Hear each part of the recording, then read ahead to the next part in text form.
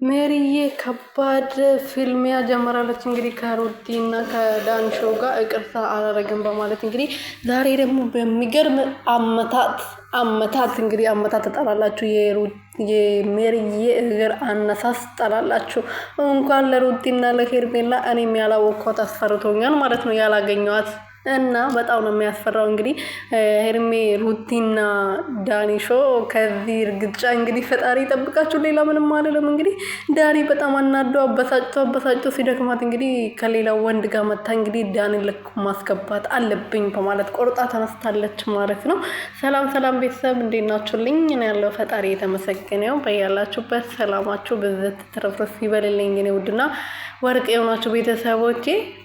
እንግዲህ ሪሜሮን በቲክቶክ ከመጣች በጣም ቆይታለች በዳኒ ቤት ነበር 2 ቀን የመጣችውና አሁን ደግሞ እንግዲህ ብቅ ብላለች ማለት ነው ዛሬ በሚገርም ሁኔታ መጣለች እንግዲህ ከዚህ በኋላ አብርሽን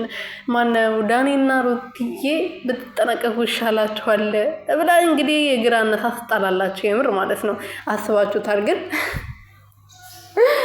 ወይኔ እናቴ ያን ቀን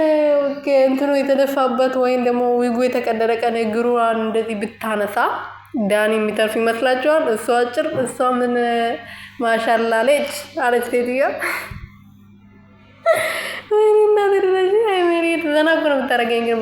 ማለት ነው በቃ ስታወራ ምናምን ከነሰውነቷ ምናምን ነው የምታወራውና